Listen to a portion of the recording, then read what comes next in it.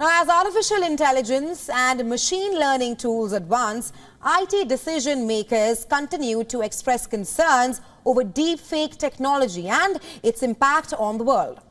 With the rising concerns, the Indian government has now issued a fresh advisory to social media platforms to ensure compliance with the country's existing IT rules. Our next report tells you more. Take a look. Deepfakes refer to synthetic or doctored media that's digitally manipulated and altered to convincingly misrepresent or impersonate someone using a form of artificial intelligence.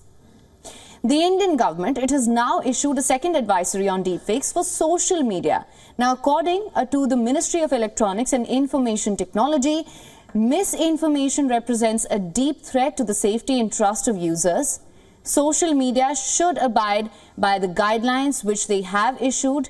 Any content uploaded digitally on social media, which is AI generation, it should be clearly tagged as such, that the content was made through artificial intelligence. The advisory also mandates the removal of content within 24 hours of receiving user complaints. This includes removal of 11 specific types of content.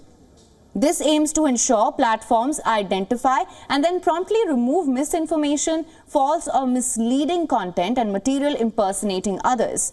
The advisory also mandates intermediaries to communicate their rules, regulations, privacy policy and user agreement in the user's preferred language.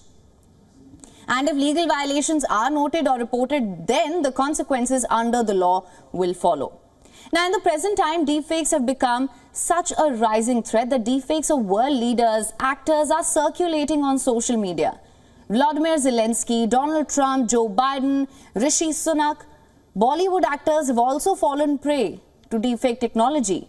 Rashmika Mandanna, Kajol, Katrina Kaif are some of the actors whose deepfakes have been circulating on social media.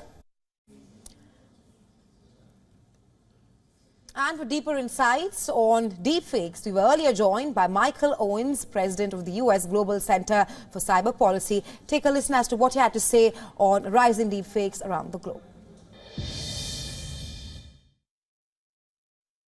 Yeah, without a doubt, I mean, this is the largest challenge that we face, not from a technical perspective, but really looking at complexities from an area around ethical frameworks, which really drives us to international collaboration. I think, looking at ethical frameworks, having international collaboration, transparent policies is really the best way that we're going to fight or combat AI development and the deployment, because we have to get our arms around this. And, I've been seeing some of the actions that have been taking place on the global level, which is really where we're looking to see leadership arise and things that are happening. The World Economic Forum, they launched an AI governance alliance, specifically to unite government leaders, academic leaders, people from private industry, a lot of what we're doing as well, to really champion the responsibility that we all have around the global design, around the release, the transparency of all of these AI systems. I think I've